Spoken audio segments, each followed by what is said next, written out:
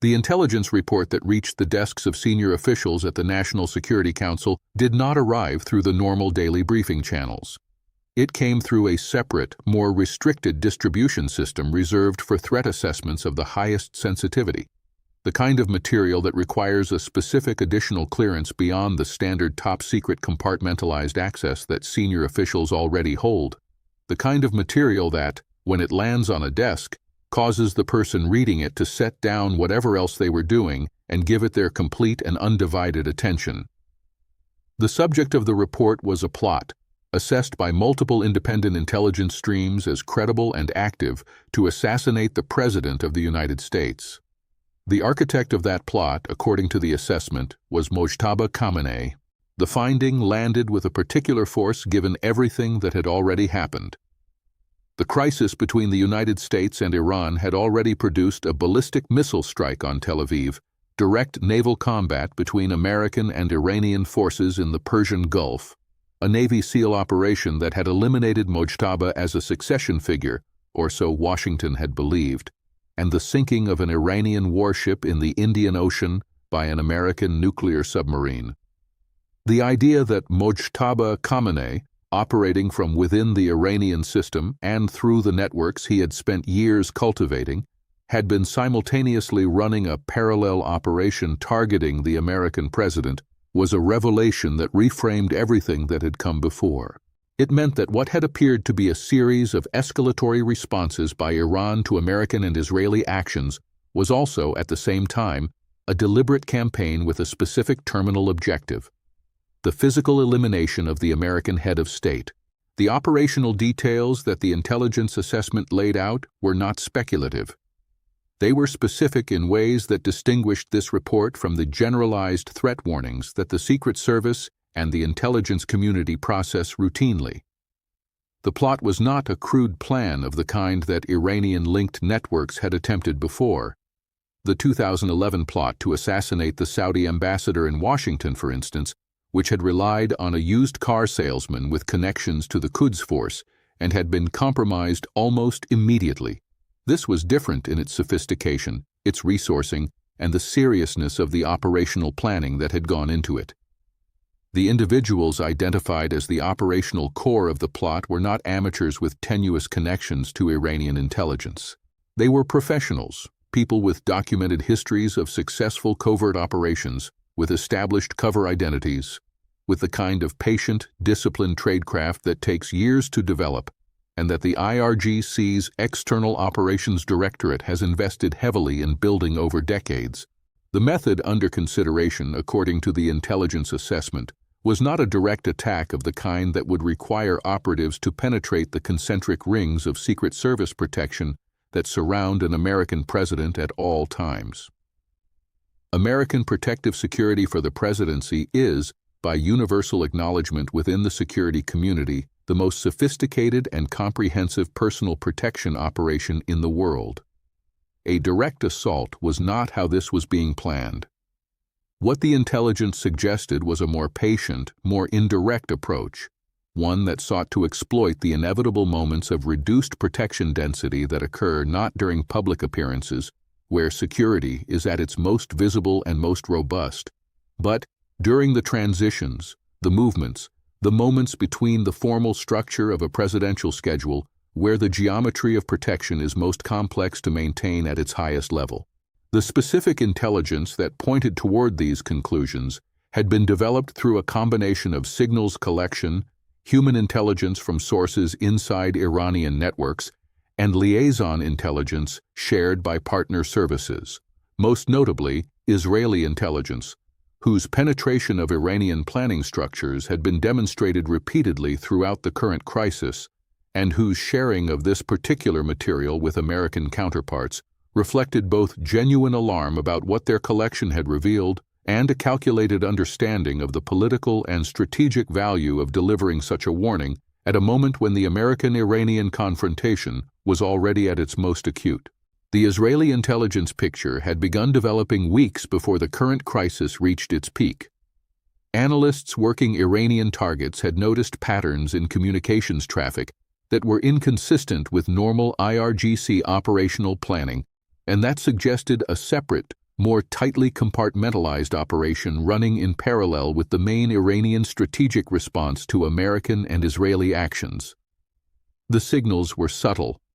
Changes in communication patterns, the activation of dormant networks, financial movements of a kind consistent with the resourcing of a significant covert operation,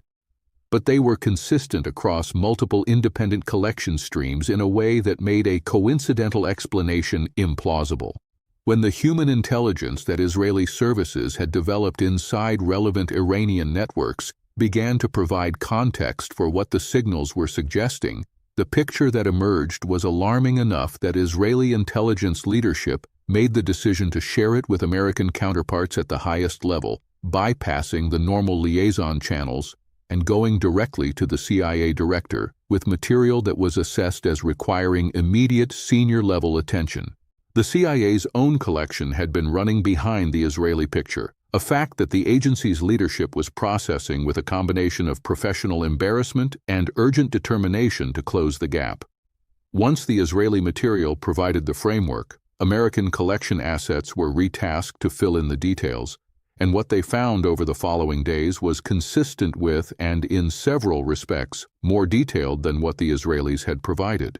The operational cell that had been identified was not based in a single location. Its members were distributed across multiple countries, operating under cover identities that had been established years in advance, maintaining the kind of separation between individual members that makes a network resilient against the compromise of any single node. The cell had been patient. It had been building toward an operational window that its planners apparently assessed as opening in the context of the current crisis. A moment when American attention and resources were maximally committed to managing the military and diplomatic dimensions of the confrontation with Iran, when the cognitive and institutional bandwidth of the American national security system was stretched to its limits, and when the opportunities created by that distraction might be exploited by an operation that had been prepared long in advance for exactly this kind of moment. The profile of Mojtaba Kahmeni as the architect of this operation was consistent with what American and Israeli intelligence had developed about him over years of collection. He was not simply a succession figure waiting for his father's death to claim power. He was an operational actor, someone who had been directly involved in IRGC external operations for years, who understood the tradecraft of covert action from personal experience rather than merely from institutional authority, and who had developed the kind of personal relationships with the IRGC's most capable covert operators that made him able to run an operation of this nature outside the normal institutional channels in ways that reduced the number of people who needed to know about it and therefore the risk of compromise. The decision to target the American president was assessed as a personal one, not a decision of the Iranian government in the formal sense, not something that had gone through the institutional processes that would have left a wider paper trail, but a decision made by Mojtaba in his own capacity as an IRGC-connected operational figure, using resources and relationships that were personally his to direct. This distinction between an operation authorized by the Iranian state and an operation run by a powerful individual within the Iranian system using personal networks and resources had significant implications for how the American government was going to respond.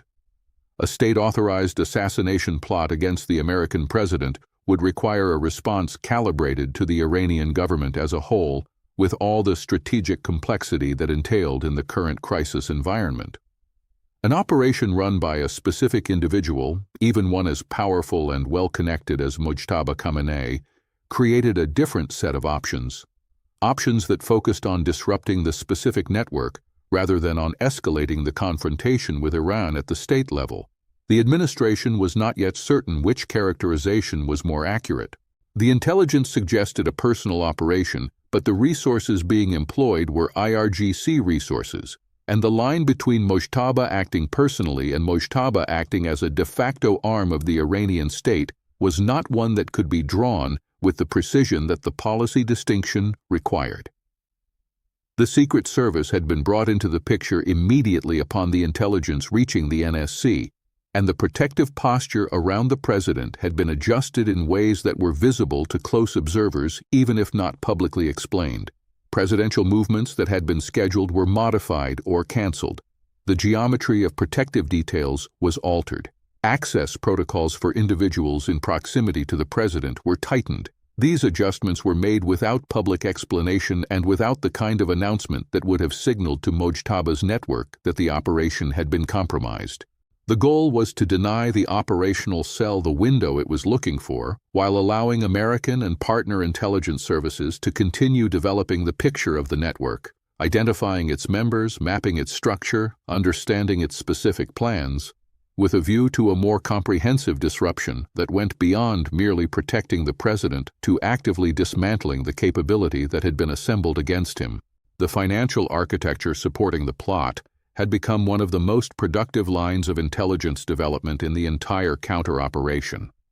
Money leaves traces even when those managing it are sophisticated, and the financial investigators working the case had developed a picture of the funding streams that was both technically impressive and operationally significant. The funds had moved through a layered series of shell companies, cryptocurrency wallets, and informal hawala networks that were designed to obscure their ultimate origin, and for most of their journey through the financial system, they had succeeded in doing so.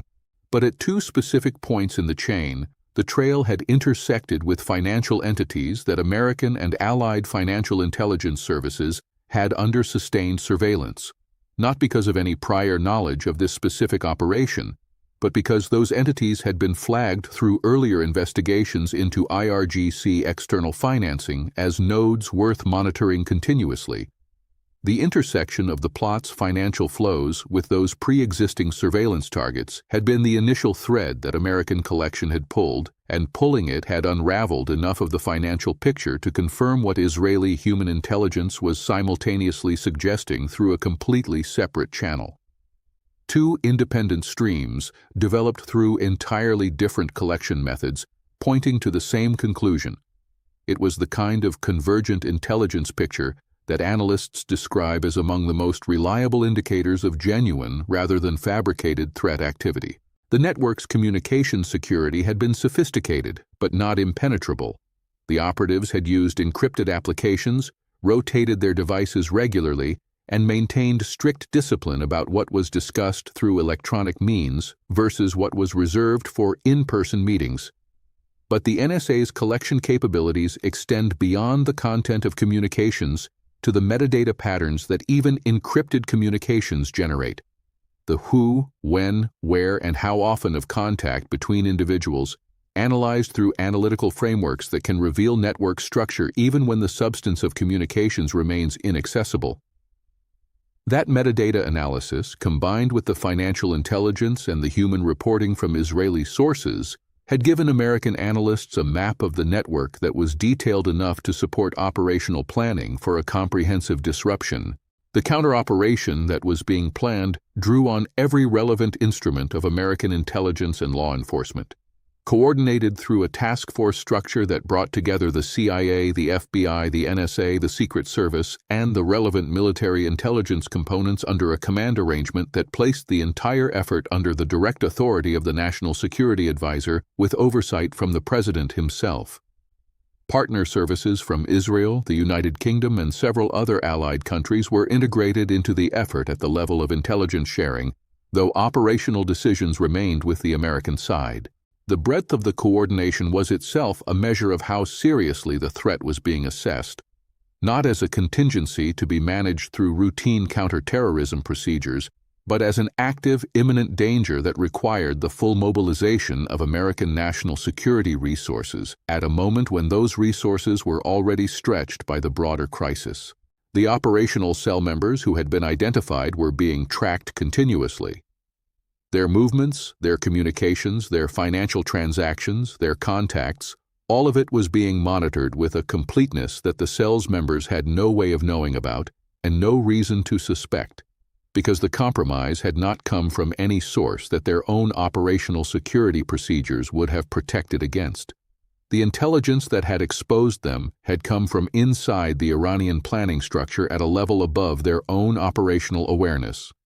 From the layer of the operation that Mojtaba himself controlled, which he had believed was secure, and which had been penetrated by collection that his own security measures had not anticipated. The question of what to do with this intelligence how to act on it in ways that disrupted the plot, protected the president, and served the broader strategic objectives of the United States in the current crisis, was being debated at the highest levels with an urgency and a seriousness that reflected the stakes. Every option carried consequences that extended far beyond the immediate tactical situation. Arresting the cell members in the countries where they were operating would reveal the intelligence collection that had exposed them, potentially burning sources and methods of extraordinary value.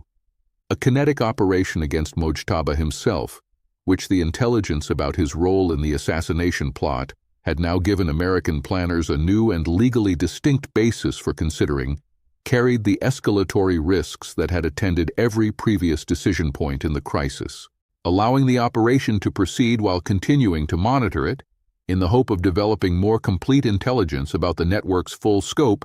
carried risks to the president's safety that no security professional was comfortable accepting.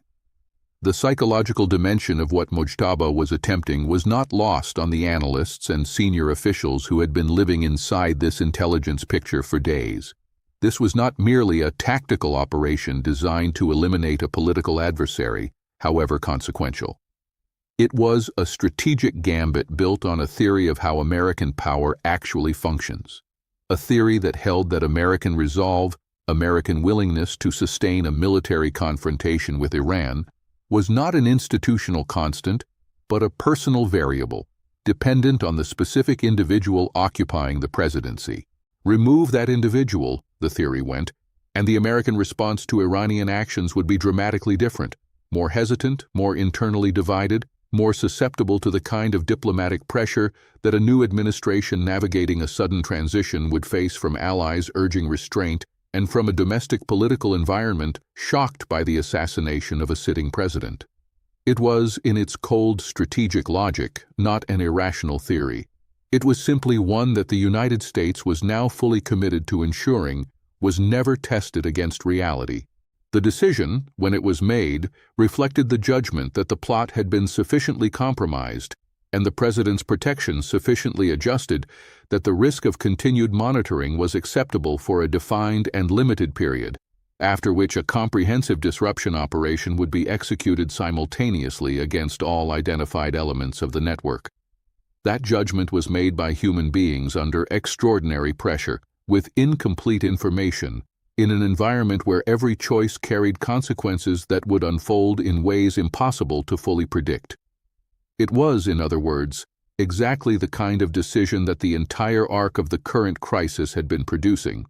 consequential, irreversible, and made at the intersection of intelligence, strategy, and the irreducible uncertainty that attends every moment when history is being made rather than merely recorded.